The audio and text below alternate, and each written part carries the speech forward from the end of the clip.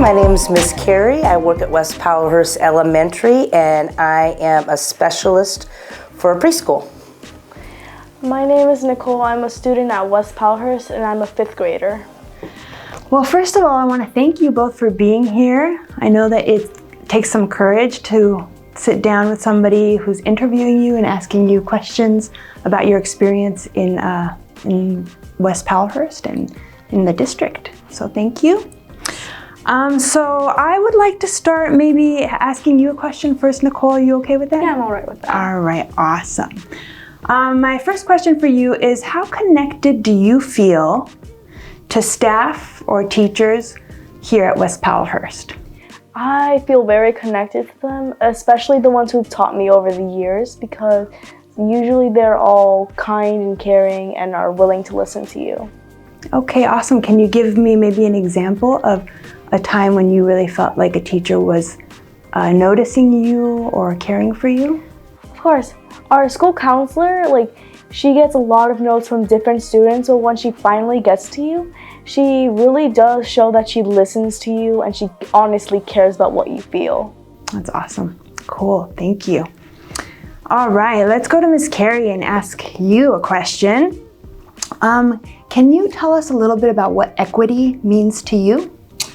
Equity to me means fairness and justice for all human beings, regardless of gender, regardless of color of your skin, and anything in between. I just feel like every single human on this earth deserves every opportunity that the world has to offer.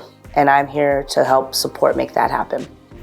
That's awesome. Could you tell us maybe a few ways that you see yourself supporting that work here at West Powellhurst? I do. I'm actually part of the Grow Your Own program for David Douglas School District, which places people of color into the educational system as teachers.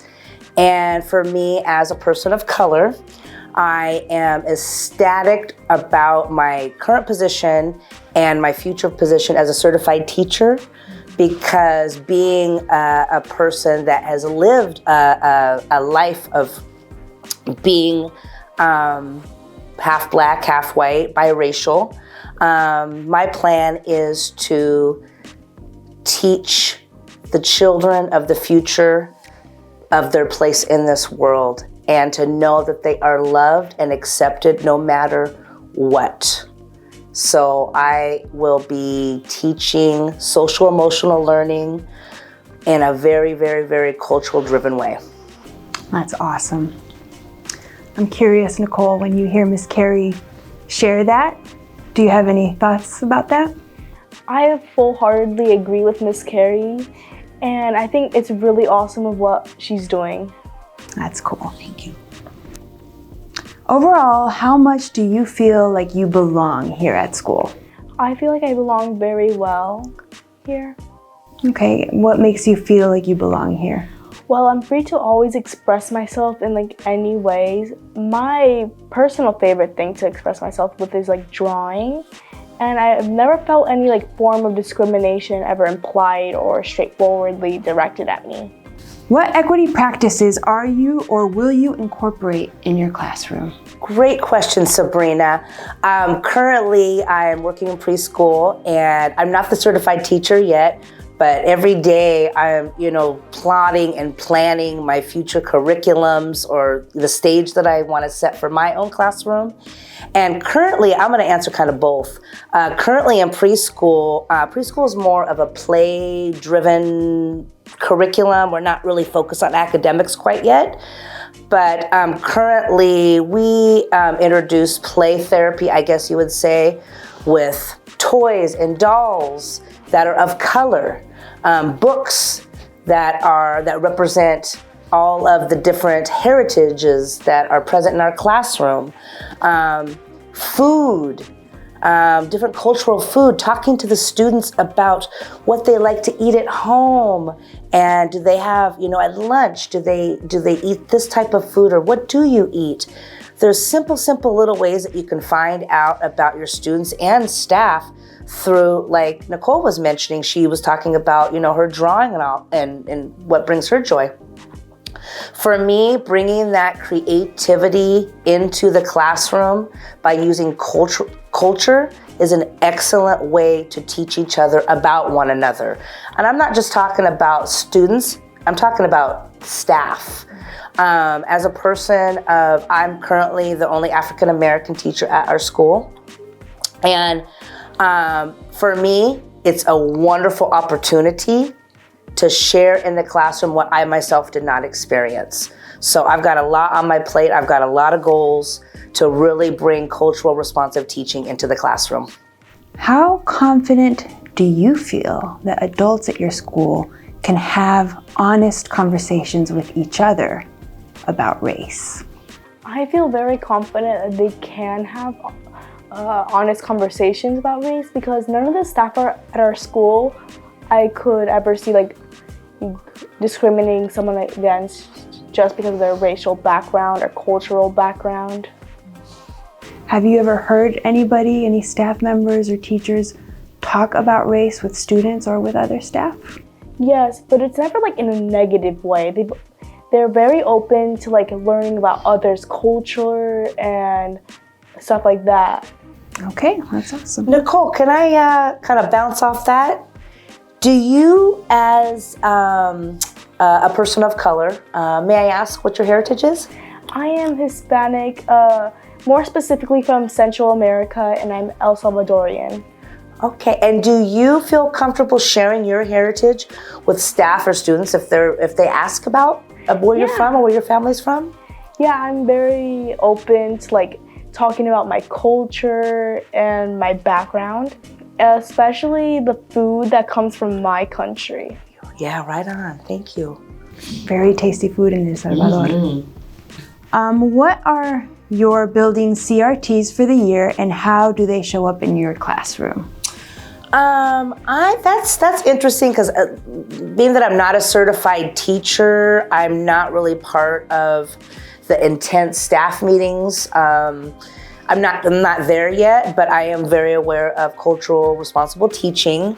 And from my perspective and my current position and my goals are just honestly just practicing and being mindful of all the different cultures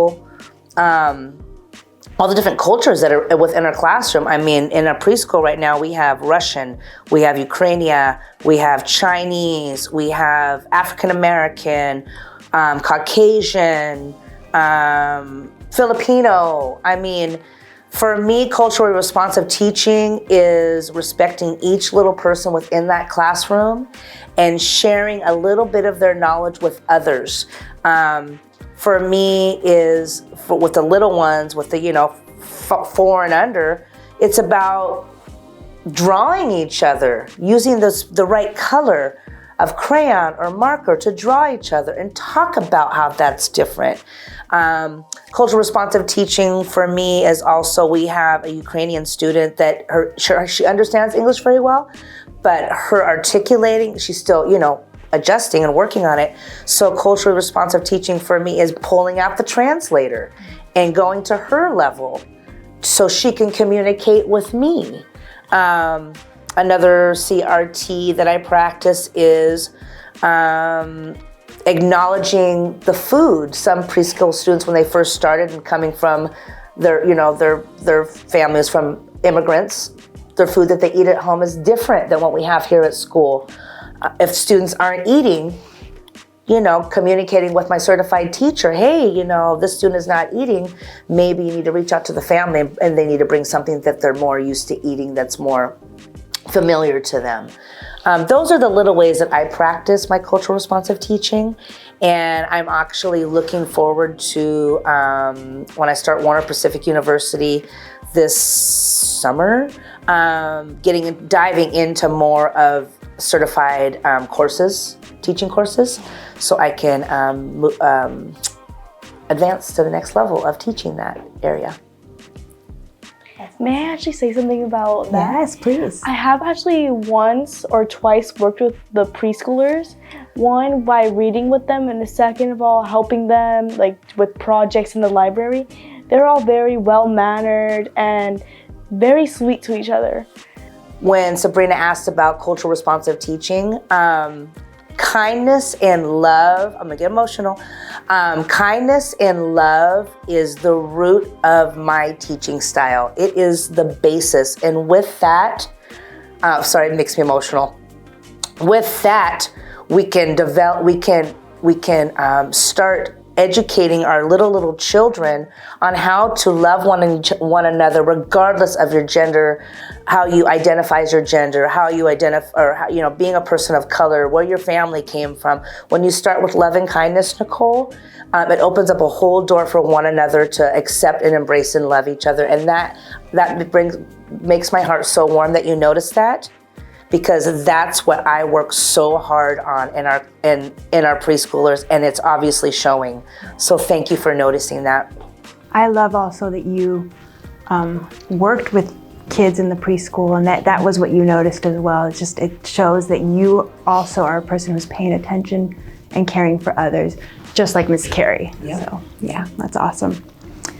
How often do you think about what students of different races, ethnicities, and cultures experience? Well, sometimes I do think about the experience of others outside of school, because a bunch of people might like discriminate against them just because of their racial, cultural background, ethnicity, gender, sexual orientation. It brings me sadness that I know that people in the world are still doing this. However, in school, it seems that all the teachers do care about us and want us to have the best experience possible. However, there is some students that may think that they are lesser than other kids because maybe they need a bit more help. But I know that if they get the help they need, they will get on the other levels as other students are on. Okay. And Nicole, you are a very articulate young lady, and you know, I must say that is a strength that you have at a very young age. And I'm going to ask you this question because I was very similar when I was your age, but I didn't have a lot of other people of color around me, or staff or teachers. Are you at a point in your education and level at life that if you see that happening in your academic environment, to stand up for what is right in that area, if you see something, or supporting other students? Is that something you're comfortable with at this age yet? Yeah, I'm comfortable with supporting other students and standing up for them. It's important to make sure you're not just like the bystander that saw everything happen and didn't do anything about it. Because as our counselor, Miss Clower, has told us, being a bystander also makes you involved with the problem. That's right. And it's your responsibility if you don't end it or if you do end it. And I'm gonna take the chance that I will end it. Love it, love it. Thank you. Have you had any experiences where you've seen or heard things said by other students maybe that are, you know, whether it's bullying or maybe racism or anything like that, where you felt like you wanted to intervene or to say something? I don't think I have heard anyone at our school be like racist or anything like that. However, outside of school, there is some people that I've heard be like that. And I try to remind them to probably not be so negative about someone just because of their background or something that's different about them. That's right. How often do school leaders encourage you to teach about people from different races, ethnicities, and cultures? You know, I am very impressed with West Powellhurst and just the world that we live in today. I mean, the practice of equity, the practice of race awareness. I mean, just the practice of just accepting people of all shapes and sizes, colors, creeds, gender, behavior, mental illness. I mean, it's all across the board. And West Powellhurst really, really, really does a good job in our equity meetings, in different practices that are posted around the school, reminding students about how to treat one another. I'm in a very particular situation, happily, like I mentioned, as you know, being the only African American educator, that there's a lot of things that I feel I have to bring to the table that aren't being shared with me because of other people's experience. You know, like for example, Nicole is Hispanic. Sabrina, you're from? I'm also Hispanic. Yeah. And when you're, like, for example, you're in a room of, you know, let's say people from Russia, they're gonna have something to share that I know nothing about because I'm not in their shoes. I don't have those cultural experiences. Maybe I've never even had a Russian friend. There's people in this world that aren't even outside of school, the academic environment, have associations or social interactions with people of other ethnicities. So, like I said, what I do know about Powellhurst is it's an open door, it's an open environment for what's being taught and what I'm actually able to contribute.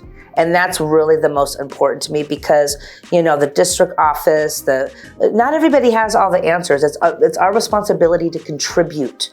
You know, they can lay out a platform and get the ball rolling, but it also, as long as an environment is safe, which West Powellhurst has definitely created a safe place to discuss these issues and share our own experiences. All right, Nicole.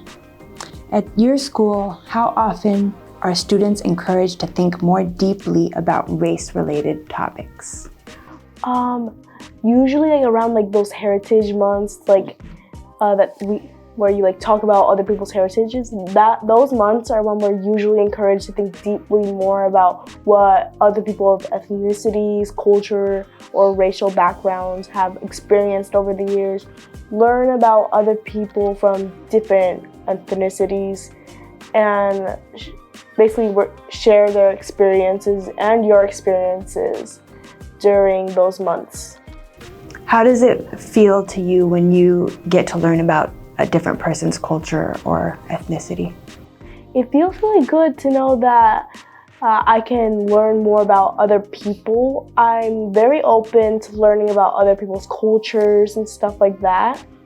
How does it feel for you when someone is learning about your culture? It makes me really happy to see that other people are also interested in learning about my culture because one, it's basically me, and I think my culture is very beautiful and amazing. How comfortable are you discussing race-related topics with your colleagues? And also, like, how you've talked about this a little bit, but if you can give us a little bit more around how you see it showing up in the building. Yeah, it's interesting. I've had a couple different experiences around, I would say, equity / racial awareness in the last couple months. I'm not going to get into the details of it, but it was definitely an opportunity for me to kind of spearhead a conversation that made people uncomfortable. And I experienced the situation and realized that it was up to me to speak up about it. Nobody else was speaking up about it. And I was like, it's very comfortable for me to speak about things that are uncomfortable for most people. I don't know. There's no gray area for me. It's like something's right or something's wrong. And if you're feeling something passionately about whether something's right or something wrong, it's second nature to me to articulate whatever the scenario is.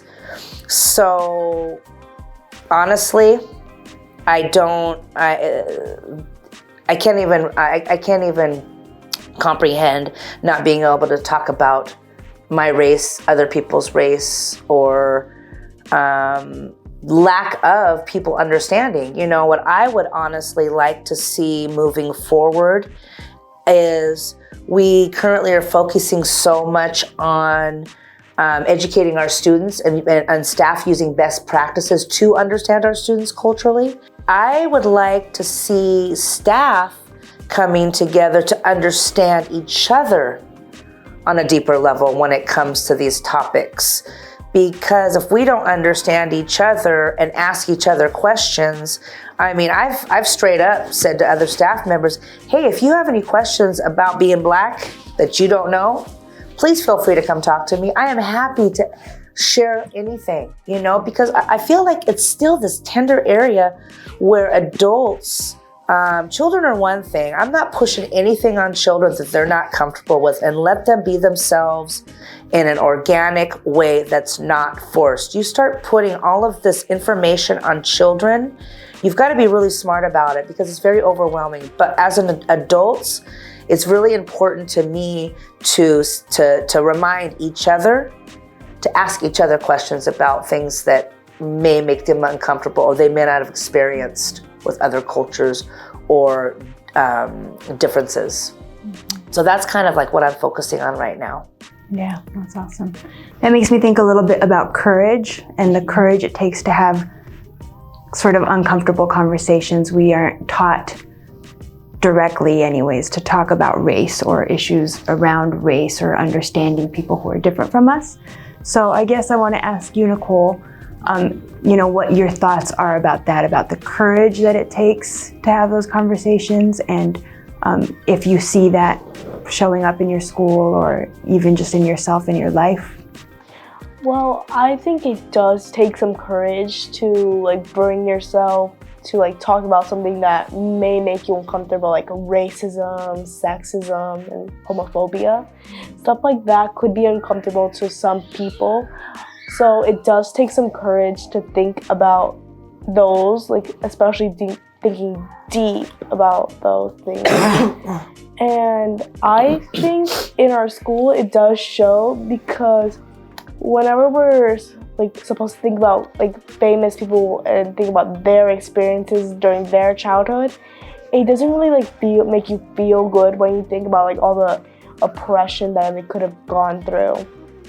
So I think our school does do good to like make students and help them, if they're uncomfortable, think about some deep like racial related topics. And you know, on the topic of that, Nicole and Sabrina, I think courage and encouragement go hand in hand. It's like, you know, it's like you can be courageous, right? I've been told that I've been courageous at the school, and for me, I'm like, I don't feel like it's really courageous. I just feel like it's just who I am. We're basically done, but I want to give each of you a chance to say any last thoughts that you have, anything that maybe you thought, oh, I wish I could have said that, and if there's anything else you want to share just about your experience here in this conversation, please. During my experience here, all the teachers here are like unconditionally loving and caring. So I don't think there's going to be any problems here with like racism and anything like that. I love that that's your experience, and just thank you for sharing that with us. Well, thank you both so much for your time and for your wisdom today. Mm-hmm. Thank you, Sabrina. Yeah. Thank you. We believe in equity.